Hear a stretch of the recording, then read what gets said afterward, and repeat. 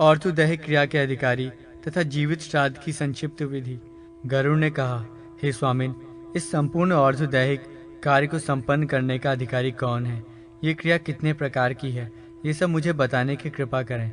श्री कृष्ण ने कहा, हे खगेश, जो मनुष्य मर जाता है उसका ऑर्थोदैहिक कार्य पुत्र, पौत्र, प्रपौत्र, भाई, भाई की संतान अथवा सपिंड या जाति के लोग कर सकते हैं। इन सभी के अभाव में समानोदक संतान इस कार्य को करने का अधिकारी है। यदि दोनों कुलों, मातृकुल एवं पितृकुल के पुरुष समाप्त हो गए हों तो स्त्रियां इस कार्य को कर सकती हैं। यदि मनुष्य ने इच्छा पूर्वक अपने सभी सगे संबंधियों से अपना संबंध विच्छेद कर लिया है तो उसका ऑर्थोदैहिक कार्य राजा को कराना चाहिए। ये क्रिया 3 प्रकार की है, जिनको पूर्व, मध्यम एवं उत्तर क्रियाओं की संज्ञा दी गई है। हे पक्षिन, इस क्रिया को प्रति संवत्सर एकोदिष्ट विधान से करना अपेक्षित है। इस श्राद्ध क्रिया के फल को तुम मुझसे सुनो। ब्रह्मा, इंद्र, रुद्र, अश्विनी कुमार, सूर्य, अग्नि, वसु, मरुद्गण, विश्वदेव, पितृगण, पक्षी, मनुष्य, पशु, सरीसृप, मातृगण और इनके अतिरिक्त जो भी प्राणी संसार में उत्पन्न हैं, उन सभी को श्रद्धापूर्वक किए जा रहे श्राद्ध से मनुष्य प्रसन्न कर सकता है। ऐसे श्राद्ध से तो संपूर्ण जगत प्रसन्न होता है। जो लोग अपने सगे संबंधियों के द्वारा किए गए श्राद्ध से संतृप्त हो जाते हैं, वे श्राद्धकर्ता को पुत्र, स्त्री और धन आदि के द्वारा तृप्त करते हैं। हे गरुड़, इस प्रकार मैंने संक्षेप में अधिकार और क्रिया भेद का निरूपण किया। गरुड़ ने कहा, हे देवश्रेष्ठ, यदि पहले कहे गए अधिकारियों में से एक भी ना हो तो उस समय मनुष्य को क्या करना चाहिए? श्री कृष्ण ने कहा, जब अधिकारी व्यक्ति न हो और न तो किसी के अधिकार का निश्चय ही हो रहा हो तो वैसी स्थिति में मनुष्य को स्वयं अपने जीवन काल में ही जीवित श्राद्ध कर लेना चाहिए।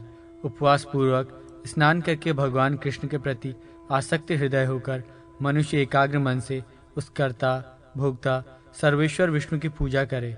उसके बाद वो अपने पितृगणों के लिए तिल एवं दक्षिणा के सहित 3 जलधेनु ओम पितृभ्य स्वधा कहकर निवेदित करे और धेनुदान करते समय ओम अग्नये कव्य वाहनाय स्वधा नमः तथा ओम सोमाय त्वा पितृमते स्वधा नमः ऐसा स्मरण करता हुआ वो दक्षिणाभिमुख होकर दक्षिणा सहित तीसरी जलधेनु देते समय विशेष रूप से यमा यांगिर से स्वधा नमः ये स्मरण करता रहे। भगवान विष्णु के यजन एवं जलधेनु दान के मध्य ही ब्राह्मणों का आवाहन करके उन्हें भोजन कराना चाहिए। वो पहली जलधेनु उत्तर दिशा में तथा दूसरी जलधेनु दक्षिण दिशा में रखे और उन दोनों धेनुओं के मध्य में तीसरी धेनु रखकर आवाहन आदि श्राद्ध संबंधी कार्य करे। इस आवाहन आदि क्रिया के पूर्व में सर्वप्रथम आवाहन पूर्वक विश्व देवों के प्रतिनिधिभूत ब्राह्मणों की भलीभांति पूजा कर वो मंत्र कहे। तदनंतर आवाहनादिक जो शेष कार्य हैं उन्हें पितृ शेष कार्यों की तरह संपादित करे। उसके बाद वो वसु के उद्देश्य से ब्राह्मण को एक सुशील धेनु का दान दे।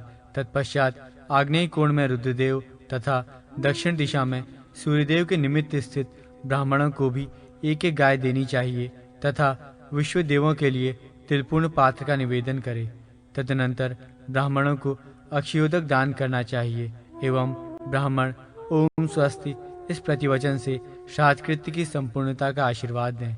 इसके बाद अष्टाक्षर मंत्र से भगवान विष्णु का स्मरण करते हुए उनका विसर्जन करें। इसके पश्चात स्वस्थचित्त होकर कुलदेवी, ईशानी, शिव तथा भगवान नारायण का स्मरण करें।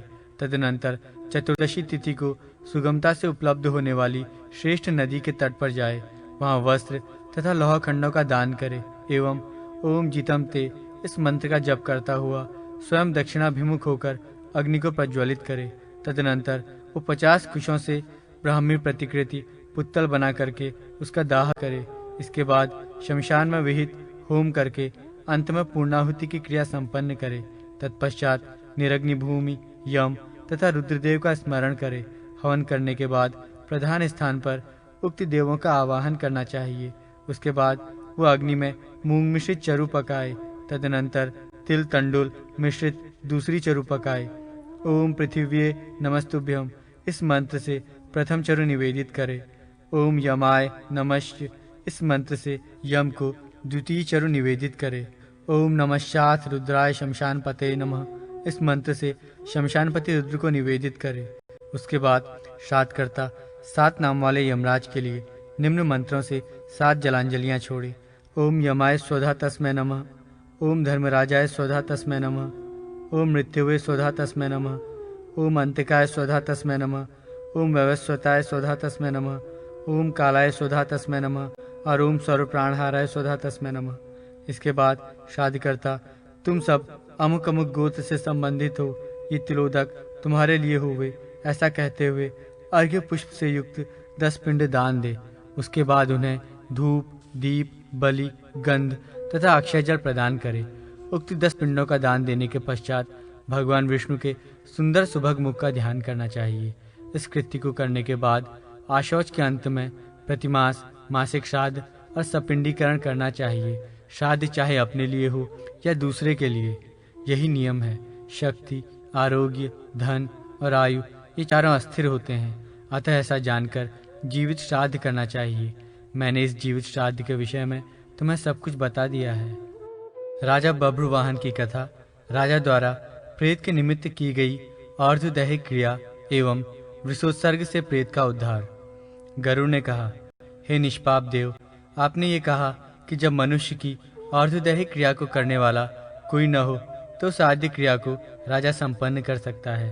प्राचीन काल में क्या किसी राजा ने किसी ऐसे व्यक्ति की अर्धदैहिक आदि क्रिया संपन्न की थी? श्री कृष्ण ने कहा, हे सुपर्ण, तुम सुनो। जिस राजा ने इस क्रिया को किया था मैं उसके विषय में कहूँगा। कृतयुग में वंग देश में बभ्रुवाहन नामक एक राजा था। हे पक्षींद्र, उस समुद्र से चारों ओर घिरी हुई अपनी पृथ्वी की धर्मानुसार भलीभांति रक्षा करता था। उसने अपने जीवन काल में इस संपूर्ण पृथ्वी का विधिवत भोग किया। उसके शासन काल में कोई भी पापी नहीं था। प्रजाओं को न तो चोर का भय था और न तो दुष्ट जनों के द्वारा किए गए उपद्रवों का आतंक था। उसके राज्यकाल में किसी भी प्रकार के रोग का भय भी नहीं था। सभी अपने अपने धर्म में अनुरक्त थे। वो राजा तेज में सूर्य की भांति, अशुद्धता, शांति में पर्वत के समान और सहिष्णुता में पृथ्वी के समान। सहिष्णुता में के बाद कट कर दो। 100 घुड़सवार सैनिकों को साथ लेकर मृगया के लिए एक घने वन की ओर प्रस्थान किया। उस समय योद्धाओं के सिंहनाद, शंख तथा दुंदुभियों की ध्वनि से मिलकर निकले किलकिलाहट भरे शब्दों से वातावरण गूंज रहा था। वहां स्थान स्थान पर चारों ओर उस राजा की स्तुति हो रही थी। चलते चलते उस राजा को नंदनवन के समान एक वन दिखाई पड़ा। वो वन बिल्व, मंदार, खदिर, कैथ तथा बांस के वृक्षों से परिव्याप्त था। ऊंचे नीचे पर्वतों से चारों ओर घिरा हुआ था। जल रहित तथा निर्जन उस वन का विस्तार कई योजन का था। मृग, सिंह तथा अन्य महाभयंकर हिंसक जीव जंतु उसमें भरे हुए थे। अपने सेवक एवं सैनिकों के साथ नाना प्रकार के मृगों को मारते हुए उस नरशार्दूल ने खेल ही खेल में उस वन को विक्षुब्ध कर दिया। इसके बाद राजा ने किसी एक मृग के कुक्षी भाग में बाण का प्रहार किया। आहत होकर भी वो मृग बड़ी तेजी से दौड़ पड़ा। राजा ने भी उस मृग का पीछा किया। अकेला अत्यधिक दूरी तय करने के कारण थका हुआ, भूख प्यास से पीड़ित वो राजा उस वन को पार करके एक दूसरे घनघोर वन में जा पहुंचा। अत्यंत ही प्यास से क्षुब्ध होकर वो उस वन में इधर उधर जल खोजने लगा। हंस और सारस पक्षियों के शब्द से सूचित किए गए पूर्वचक्र नामक सरोवर पर जाकर उसने अश्व के साथ वहां स्नान किया। तदनंतर उस सरोवर के लाल एवं नीले कमलों के पराग से सुगंधित शीतल जल को पीकर वो जल से बाहर आया। मार्ग में अत्यधिक चलने के कारण थके हुए राजा ने उसी सरोवर के किनारे एक छायादार वटवृक्ष को देखकर उसमें अपने घोड़े को बांध दिया। तत्पश्चात आस्तरण को बिछाकर तथा ढाल की तकिया लगाकर क्षण भर में ही शीतल मंद वायु के सुख की अनुभूति करता हुआ वो सो गया। राजा के सोते ही वहां 100 प्रेतों के साथ घूमता हुआ प्रेतवाहन नामक एक प्रेत आ पहुंचा। उसके शरीर में मात्र अस्थि, चर्म और शिराएं ही शेष थी। वो खाने पीने को खोजता हुआ धैर्य नहीं धारण कर पा रहा था। आहट पाकर राजा की नींद खुल गई। पहले कभी न देखे गए उस दृश्य को देखकर राजा ने शीघ्र ही अपने धनुष पर बाण चढ़ा लिया। अपने सामने राजा को देखकर वो प्रेत भी स्थाणु के सदृश खड़ा रहा। उसको अवस्थित देखकर राजा के मन में कौतूहल हो उठा। उन्होंने प्रेत से पूछा कि तुम कौन हो, यहाँ कहाँ से आए हो, तुम्हें ये विकृत शरीर कैसे प्राप्त हुआ है? प्रेत ने कहा, हे महाबाहो, आपके इस संयोग से मैंने अपना प्रेतभाव त्याग दिया है। मुझे अब परमगति प्राप्त हो गई है। मेरे समान धन्य अन्य कोई नहीं है। बब्रुवाहन ने कहा, ये वन सर्वत्र अत्यंत भयानक है। इसमें मैं ये क्या देख रहा हूँ? हे पिशाच, यहाँ तक वन भी आंधी के झोंकों से ग्रस्त है। यहाँ पतंग, मशक, मधुमक्खी, कबंध, शीरी, मत्स्य, कच्छप, गिरगिट, बिच्छू, भ्रमर, सर्प, अधोमुखी हवाएं चलती हैं। बिजली की आग जलती है। वायु के झोंकों से इधर उधर तिनके हिलडुल रहे हैं। यहाँ नाना प्रकार के जीव जंतु, हाथी तथा टिड्डियों के बहुत प्रकार के शब्द सुनाई पड़ रहे हैं, किंतु कहीं पर भी कोई दिखाई नहीं दे रहा है। ये सब विकृत स्थिति देखकर मेरा हृदय कांप रहा है। प्रेत ने कहा, राजन, जिन प्राणियों का अग्नि संस्कार, श्राद्ध, तर्पण, षटपिंड, दशगात्र, सपिंडीकरण नहीं हुआ है, जो विश्वासघाती, मद्यपी और स्वर्णचोर रहे हैं, जो लोग अपमृत्यु से मरे हैं, जो ईर्ष्या करने वाले हैं, जो अपने पापों का प्रायश्चित नहीं करते हैं, जो गुरु आदि की पत्नी के साथ गमन करते हैं, वे सभी प्राणी अपने कर्मों के कारण भटकते हुए प्रेत रूप में यहाँ पर निवास करते हैं। इनको खान पान बड़ा दुर्लभ है। ये अत्यधिक पीड़ित रहते हैं। हे राजन, कृपया आप इनका और्ध्वदैहिक संस्कार करें। जिनके माता पिता, पुत्र और भाई बंधु नहीं हैं, उनका और्ध्वदैहिक संस्कार राजा को स्वयं करना चाहिए। राजा इससे अपने पारलौकिक शुभ कर्म को भी संपन्न कर सकता है और उस सभी दुखों से विमुक्त हो जाता है। इस कर्म से सम्मानित होकर राजा अपनी दुर्गति दूर कर सकता है। इस संसार में कौन किसका भाई है, कौन किसका पुत्र है और कौन किसकी स्त्री है, सभी स्वार्थ के वशीभूत हैं। उनमें मनुष्य को विश्वास नहीं करना चाहिए, क्योंकि वो अपने कर्मों का स्वयं ही भोग करता है। धन घर में छूट जाता है, भाई बंधु शमशान में छूट जाते हैं, शरीर काष्ठ को सौंप दिया जाता है, जीव के साथ पाप पुण्य ही जाता है। अतः राजन, अपने कल्याण की इच्छा से आप इस नश्वर शरीर से अविलंब प्रेतों का और्ध्वदैहिक कर्म संपन्न करें। राजा ने कहा, हे प्रेतराज, कृष्णकाय भयंकर नेत्र वाले, तुम प्रेत के समान दिखाई देते हो। तुम प्रसन्न होकर अपना जैसा वृत्तांत हो वैसा सब कुछ मुझसे कहो। इस प्रकार पूछे जाने पर प्रेत ने अपना सारा वृत्तांत राजा से कहा। प्रेत ने कहा, हे नृपश्रेष्ठ, मैं प्रारंभ से लेकर आज तक का संपूर्ण वृत्तांत आपसे कह रहा हूँ। हे राजन, सभी संपदाओं को सुखपूर्वक वहन करने वाला, विभिन्न जनपदों में उत्पन्न नाना प्रकार के रत्नों से परिव्याप्त, अनेकानेक पुष्पों से सुशोभित वन प्रांत वाला तथा विभिन्न पुण्यजनों से आवृत विदिशा नामक एक नगर था। सदैव देवाराधन में अनुरक्त रहता हुआ मैं उसी नगर में निवास करता था। मैं वैश्य जाति में उत्पन्न हुआ था।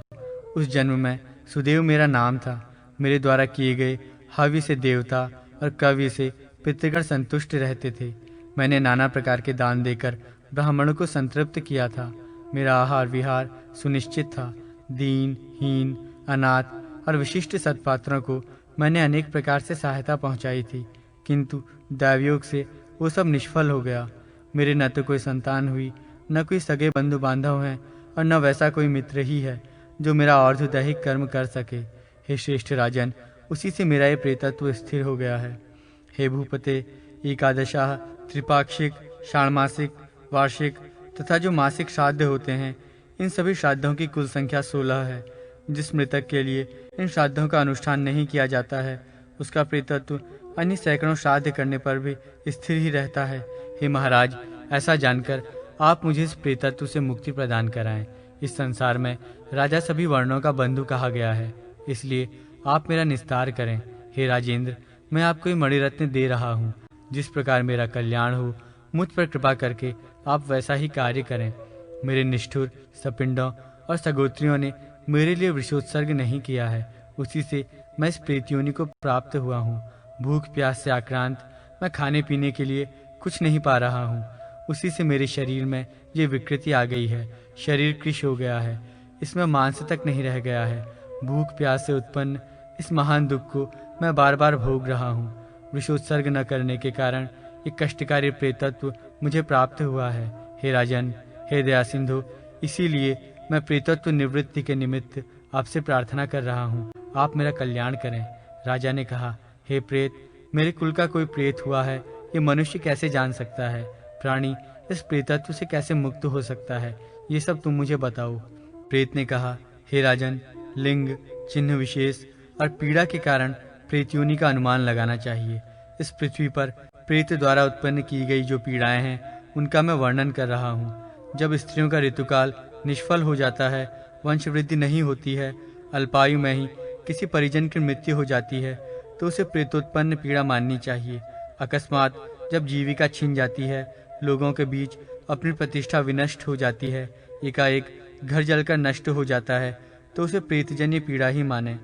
जब अपने घर में नित्य कलह हो, मिथ्यापवाद हो, राजयक्षमा आदि रोग उत्पन्न हो जाएं, तो उसे प्रेतोद्भूत पीड़ा समझे।